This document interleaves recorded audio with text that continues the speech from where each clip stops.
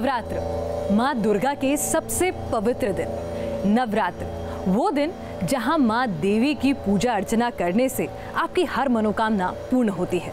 तो ऐसे में नवरात्र के व्रत की क्या महिमा है, इसका विधि विधान क्या हो और कैसे देवी माँ का आशीर्वाद आपको मिलेगा इस नवरात्र, ये जानने के लिए हमारे साथ स्टूडियो में मौजूद हैं पंडित राजकुमार शास्त्री जी। आपका बहुत बहुत स्वागत है। और यहाँ पर हमने एक छोटा सा माँ का दरबार अपने न्यूज़ नेशन के स्टूडियो में लगाया है ताकि हमारे दर्शकों को हम बता सकें कि आखिर नवरात्र के व्रत करने की अगर आपकी भी इच्छा है, आप भी अपने घर माँ देवी के कलश की स्थापना करना चाहते हैं, तो फिर किस ढंग से करें, कैसे करें। शास्त्री जी, हम चाहेंगे सबसे पहले आप ये बताएं कि नवरात्र की इतनी महिमा क्यों है, क्यों कहा जाता है कि मेरे से कोई भी गलती हुई है तो बस मैं नवरात्र का व्रत कर लूँ, सब ठीक हो जाए। देखिए, श्रीमद् देवी भागवत में नवरात्रों का बहुत सुंदर वर्णन मिलता है। शारदीय नवरात्रों की बात करें या वासंती नवरात्रों की बात करें या गुप्त नवरात्रों की बात करें, नवरात्रों में देवी के 9 स्वरूपों का पूजन है और देवी का पूजन, व्रत, अर्चन, ये सभी जो है अत्यंत महत्वपूर्ण होते हैं और इनसे भगवती दुर्गा की विशेष कृपा प्राप्त होती है। साधक की मनोकामनाएं पूर्ण हो जाती हैं। शरद ऋतु के दौरान जब चंद्रमा अश्विनी नक्षत्र में आता है तभी ये शारदीय नवरात्र शुरू होते हैं। सबसे पहले इस बात को जानना आवश्यक है। और देवी के 9 स्वरूपों की पूजा उपासना, यह जो है देवी के 9 अवतार हैं जी। और यह प्रत्येक अवतार में आपको बता दूं कि यह विशिष्ट गुण के साथ में युक्त है और विशिष्ट गुण का प्रतिनिधित्व करता है। तो आप इसकी महिमा जान सकते हैं कि कितनी विशाल इसकी महिमा है कि किस तरह से नवरात्र के व्रत करके आप अपने शत्रुओं पर विजय प्राप्त कर सकते हैं, अपनी तमाम मनोकामनाएं जो हैं पूर्ण कर सकते हैं। ऐसे में कलश स्थापना होती है इस दौरान और अखंड ज्योत जलती है, तो फिर इसका मुहूर्त है इस बार कोई? सबसे पहले मैं न्यूज़ नेशन के जो दर्शक हैं इनको बता दूं कि जो 2 मुहूर्त होते हैं घट स्थापन के, जिसको हम कलश स्थापना कहते हैं, तो कलश स्थापना का जो पहला मुहूर्त है इस वर्ष वो प्रातःकाल 6:03 से आरंभ हो रहा है और 8:22 में समाप्त होगा। जिसको कहते हैं अभिजित ब्रह्म मुहूर्त। जी जी। और दूसरा मुहूर्त है अभिजित मुहूर्त। अभिजित मुहूर्त मध्याह्न काल में 11:36 से आरंभ होगा और 12:24 तक चलेगा। ये 2 मुहूर्त हैं और इस 2 मुहूर्तों के बीच में जो भी आप कलश की स्थापना करेंगे और अखंड ज्योति की स्थापना करेंगे, भगवती का आवाहन करेंगे, यह निश्चित रूप से सफलता को देने वाला होगा। और सबसे बड़ी बात मैं बता दूं कि इस वर्ष जो नवरात्रे हैं ये पिनास 10 दिन के हैं। अच्छा। और हमेशा नवरात्रे 9 दिन के होते हैं या 8 दिन के होते हैं। बहुत कम ऐसा होता है जबकि 10 दिन के नवरात्रे आते हैं। और जब 10 दिन के नवरात्रे आते हैं तो विशेष रूप से शुभ हो जाते हैं। तो इस वर्ष जो नवरात्र हैं विशेष रूप से शुभ हैं और इस बार स्वयं भगवती जो जगदम्बा हैं वो नौका की सवारी पर बैठ करके माता जगदम्बा आएंगी और माँ नवरात्रि की पूजा से जो है घर में सबसे पहले जो आज के वैज्ञानिक लोग हैं उनको यह भी समझना चाहिए कि जब हम देवी की पूजा अपने घर में करते हैं तो सकारात्मक ऊर्जा हमारे घर में प्रवेश करती है और जो निगेटिविटी है, नकारात्मक ऊर्जा है, वो घर से बाहर जाती है। इस बात को जो है वैज्ञानिक लोगों को भी समझ में आना चाहिए। और मैं चाहूंगी कि आप हमारे दर्शकों को बताएं कि अगर वो भी अपने घर में कलश स्थापना करना चाहते हैं, माँ दुर्गा के व्रत करना चाहते हैं, इस नवरात्र में उन्हें किस तरह की सामग्री पहले अपने पास जुटानी होगी ये व्रत करने के लिए? जी देखिए, पिनास में आपको बता दूं कि सबसे पहले हमारे जो शास्त्र हैं उनमें ये लिखा हुआ है कि जो कुमकुम है ये अत्यंत आवश्यक होता है किसी भी देवता की पूजा में, विशेष रूप से देवी की पूजा में। तो आप ये देखिए, ये कैमरा के माध्यम से मैं दिखाना चाहता हूँ, ये कुमकुम है और इस कुमकुम के द्वारा पहले अपने को भी तिलक करना है और उसके बाद जो है अपने भक्तों को भी, जो यजमान हैं उनको भी तिलक करना है, जो साधक हैं, क्योंकि बिना तिलक के पूजा सिद्ध नहीं होती। उसके बाद हमारे तो ये अक्षत है और अक्षत जो है यह भी पूजा में अत्यंत महत्वपूर्ण है। और इसके साथ ही आप ये देखिए, इसमें सुपारी है, लौंग है, इलायची है, इन सारी चीज़ों को आपको पूजा में एकत्रित करना है। और ये भगवती जगदम्बा को अत्यंत प्रिय है, जो सभी देवताओं को त्र्यंबकम यजामहे सुगंधिम पुष्टिवर्धनम, ये इत्र है और इत्र से सभी देवता अत्यंत प्रसन्न होते हैं। ये सारी चीज़ें। और इसके बाद ये जो है ये मौली है ये मौली आप सभी दर्शक लोग जानते हैं। तो ये मौली को अपने रक्षा सूत्र इसको कहते हैं। इस रक्षा सूत्र को अपने हाथ में बांध करके और इसके बाद पूजन शुरू किया जाता है, क्योंकि शास्त्र कहता है देवा भूत्वा देवान यजेत, पहले स्वयं देवता बनिए और उसके बाद देवता की कृपा प्राप्त करिए। और जो पूजा में सबसे अत्यंत प्रिय है, सभी देवताओं की पूजा में प्रयोग होता है, ये है मिष्ठान्न।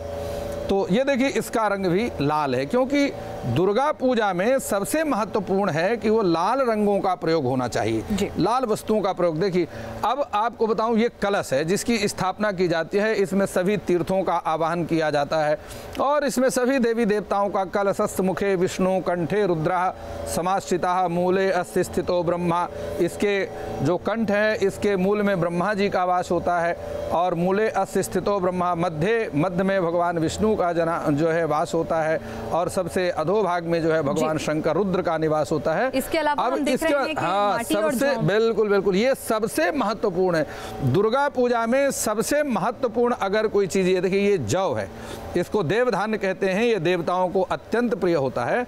और आपको यह बता दूं कि ये सामने आप देखिए ये क्षेत्री का पात्र रखा हुआ है और ये क्षेत्री का पात्र, इस जौ में भगवती जगदम्बा का निवास होता है। 9 दिनों तक स्वयं जगदम्बा इस जौ में, जिसको हम क्षेत्री कहते हैं, क्षेत्र क्षेत्रज्ञ योग ज्ञाता, गीता में भी भगवान ने कहा है इस क्षेत्री में ही 9 दिनों तक भगवती जगदम्बा का निवास होता है। इसलिए क्षेत्री का पूजन, जो जौ का पूजन है, ये बहुत ही पवित्रता पूर्वक इनका पूजन किया जाता है। ये देवी का श्रृंगार सामग्री है, ये चुन्नी भी है और ये श्रृंगार की सामग्री, बहुत सारी चीजें श्रृंगार में, पूरी सुहाग की चीजें, पूरी सुहाग की वस्तुएं हैं। और सबसे मधुकैटभो दुरात्मान अवतीर पराक्रमो, ऐसा दुर्गा सप्तशती में लिखा है, ये शहद है। मधु यावत पिबाम्य हम, गर्ज गर्ज क्षणम मूढ़ मधु यावत पिबाम्य हम। भगवती जगदम्बा कहती है कि अरे मूर्ख शुंभ और निशुंभ, मधु कैटभ को कहती हैं कि तू तब तक गर्जना कर ले जब तक मैं शहद का पान कर रही हूँ। देवी भगवती स्वयं शहद का पान करती हैं और शहद को जो सेवन करके और उनको अद्भुत शक्ति की प्राप्ति होती है। शहद का सेवन करके तमाम महिषासुर का वध कर दिया, मधु कैटभ का वध कर दिया और जितने भी दैत्य हैं उन सभी का चंड मुंड का संहार किया। तो इस प्रकार से चलिए, तो अब आपने पूजा की सामग्री बता दी है। मैं आपको बता दूं कि हवन सामग्री जो नवरात्रि जब समाप्त होते हैं तो नवमी के दिन विशेष एक हवन किया जाता है। तो ये हवन की सामग्री है जो अत्यंत महत्वपूर्ण है। ये आपके सामने देखिए दूध रखा हुआ है, ये कन्या पूजन में अत्यंत महत्वपूर्ण होता है और कन्याओं का जो चरण है वो दूध से धोए जाते हैं। जी चलिए, तो हम चाहेंगे कि अब हमारे को आचार्य जी बताएं कि पूरा सामग्री हमने जुटा ली है, कलश स्थापना हो गई है, तो अब इसके बाद आगे विधि विधान क्या होगा? जी तो देखिए, जिस प्रकार आप सभी लोग जानते हैं कि हमारे शास्त्रों में, हिंदू शास्त्रों में भगवान गणपति सर्व पूज्य देवता हैं, तो सबसे पहले गणेश भगवान का पूजन किया जाता है। और ये देखिए हमने थाली में जो है सुपारी के गौरी और गणेश भगवान बना करके इनका पूजन की पूरी तैयारी करते हैं। सर्वप्रथम ये हमने गौरी और गणेश भगवान है थाली में और इनकी स्थापना यहाँ पर की हुई है। सर्वप्रथम भगवान गणपति का ही पूजन किया जाता है। तो सबसे पहले इसका विधि विधान मैं सूक्ष्म रूप से दर्शकों को बतलाऊंगा। सर्वप्रथम माता के पूजा स्थान को साफ सुथरा करना चाहिए। एक दिन पहले अमावस्या का पितृ विसर्जन के बाद पूरे अपने घर के मंदिर को साफ सुथरा कर लें। वहाँ पंचगव्य जो गौमूत्र आदि है उसका छिड़काव करें। और ये देखिए गंगा जल है हमारे पास में, ये गंगा जल को हमने सर्वत्र यहाँ छिड़काव करके पृथ्वी त्वया धृता लोका देवी तुम विष्णुना धृता तुम च धारे माम देवी पवित्रम कुरु चासनम, पूरे आसन को पवित्र करने के लिए सारा किया। इसके बाद ये जैसे हमने चौकी लगाई है जगदम्बा माता की स्थापना की, तो ऐसे ही चौकी लगानी चाहिए। लकड़ी की चौकी पर सफ़ेद वस्त्र हमने बिछाया है। सफ़ेद वस्त्र बिछा करके अथवा उस पर आप लाल वस्त्र भी बिछा सकते हैं, सफ़ेद अथवा लाल रंग का कपड़ा बिछा करके, और दोनों तरफ देवी के जो है, जैसे हमने थाली में स्वस्तिक बनाया है ऐसे दोनों तरफ स्वस्तिक बना देना चाहिए। सबसे बड़ी बात है कि कलश की स्थापना देवी के बाएं हाथ की तरफ, और अखंड दीप जो हमने ये रखा हुआ है, ये अखंड दीप जो है ये जगदम्बा की चौकी के दाहिने हाथ की तरफ स्थापना, दाएं हाथ की तरफ राइट की तरफ रहेगा अखंड ज्योति, राइट हैंड की तरफ अखंड ज्योति और लेफ्ट हैंड की तरफ कलश की स्थापना होगी। यानी नवरात्र में जो आप माता की चौकी अपने घर पर एक छोटा सा मंदिर के अलहदा आप एक चौकी बनाएंगे, उस चौकी की सफाई कर आप लाल रंग का वस्त्र रखेंगे, माता की मूर्त उस पर रखेंगे और उसके सामने आप सीधे हाथ की तरफ अखंड ज्योत जलाएंगे, उल्टे हाथ की तरफ आप ये कलश स्थापना करेंगे और सामने और बिल्कुल देवी के सामने ये जो जौ बीजना है हमने, ये क्षेत्रीय जो हमने बीजा हुआ है, इसको इसी प्रकार से मिट्टी के कलश में हमने देखिए मिट्टी रखा हुआ है, इसमें तीर्थों की यमुना की मिट्टी है और इसमें हमने ये जौ जो हमने एक इस बात को ध्यान रखिए, ये जौ हमने इसको भिगोया हुआ है। पिनाश आपको मालूम होना चाहिए, हमने इसको पहले भिगो करके रखा हुआ है, धो करके रखा हुआ है और ये जौ एक दिन पहले रात्रि में पानी में भिगो दिए जाते हैं और फिर दूसरे दिन जो मुहूर्त मैंने बताया है उसमें उसी मुहूर्त में जौ की रोपण करना चाहिए, बीजना चाहिए। और इसके बाद अब जो है ये सारी पूरी व्यवस्था हो जाने के बाद और अब पूजा का सबसे पहले संकल्प करना चाहिए। यह विशेष ध्यान रखें कि पूजा में अगर आप लाल आसन का प्रयोग करते हैं तो बहुत अच्छी बात है। अब आपने देवी की जो स्थापना करनी है, या तो पूजा करने वाले का मुख पूर्व की तरफ हो तो उस समय देवी का मुख दक्षिण पश्चिम की तरफ होगा, पूजा करने वाले का मुख अगर उत्तर की तरफ हो तो देवी का मुख दक्षिण की तरफ होगा। आप पूरब मुख की तरफ ईस्ट फेसिंग भी देवी की स्थापना कर सकते हैं और साउथ फेसिंग भी देवी की स्थापना कर सकते हैं, बशर्ते आपका मुख जो है वो उत्तर और पूर्व इसकी तरफ होना चाहिए। ईशाने देवताग्रहम, ईशान कोण में देवी का मंदिर जो है वो स्थापना करना चाहिए। शास्त्रोक्त विधि से पंच विधि से पंचोपचार अथवा षोडशोपचार विधि से आप जो है कलश की स्थापना करें। साबुत सुपारी है, फूल है, इत्र है, चावल, ये पंचरथ और दक्षिणा, ये सारी चीज़ें कलश के अंदर स्थापित करना है, उनके अंदर डालना है। और देखिए पंच पल्लव, जो आम के पत्ते आपने लगाए हैं यहाँ पर कलश के ऊपर, ये पंच पल्लव की स्थापना करनी। अब हाथ में अक्षत, दक्षिणा और पुष्प लेकर के देवी की पूजा का संकल्प करना है। अगर आपको संकल्प बोलना नहीं आता तो आप देवी से प्रार्थना करें कि भगवती मैं 9 दिनों का ये अनुष्ठान ले रहा हूँ और 9 दिनों तक मैं आपकी पूरे मन वचन कर्म से शुद्धता पवित्रता पूर्वक आपका पूजन करना चाहता हूँ। आप ऐसी कृपा करें कि ये मेरा जो अनुष्ठान है आपकी कृपा से ये संपन्न हो जाए, संभव आपकी कृपा से ही हो सकता है। कुछ खास बातें हमें इन 9 दिन में ध्यान रखनी है, क्या करना है और क्या बिल्कुल नहीं करना है?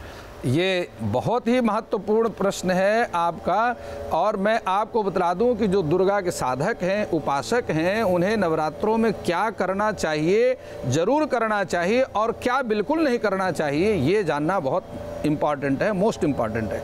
आपको बता दूं कि नवरात्रों में लाल रंग माता को अत्यंत प्रिय है, इसलिए जो लाल रंग के वस्त्रों को धारण करके देवी का पूजन करते हैं और लाल रंग के आसन पर बैठ करके देवी का पूजन करते हैं, लाल पुष्पों से देवी का पूजन करते हैं, ये निश्चित रूप से भगवती की कृपा के पात्र बनते हैं। और प्रातःकाल और सायंकाल दोनों समय देवी के मंदिर में जरूर जा करके घी का अथवा तेल का दीपक जला लेना चाहिए। ब्रह्मचर्य का पालन करना चाहिए, सत्य का आचरण करें, संभव हो सके तो पूरे नवरात्रों में 9 दिनों तक जमीन पर जो है भूमि पर शयन करें। क्या ना करें? असत्य का त्याग करें, सबसे बड़ी बात है। और खान पान, आचार विचार, इन सभी बातों को ध्यान रखें। नवरात्रों में प्याज है, लहसुन है, मांस मदिरा आदि से अवश्य रूप से परहेज करें। और सबसे बड़ी बात यह है कि बाल नहीं काटना चाहिए, नाखून नहीं काटना चाहिए। और विष्णु पुराण की मैं आपको बता दूं कि विष्णु पुराण में लिखा है कि नवरात्रों में व्रत करने वाले को दिन में नहीं सोना चाहिए, अन्यथा व्रत का फल कम हो जाता है। और नींबू नहीं काटना चाहिए जी, नींबू ना काटें, ये देवी भागवत में भी लिखा है और विष्णु पुराण में भी लिखा है। पंडित जी, अगर कोई 9 दिन, आजकल का जो बिजी जिंदगी है, सभी लोगों की कामकाज में व्यस्त रहते हैं, सेहत साथ नहीं देती है या कहीं ट्रैवल करना पड़ रहा है, तो 9 दिन व्रत नहीं कर सकता, तो वो क्या करे?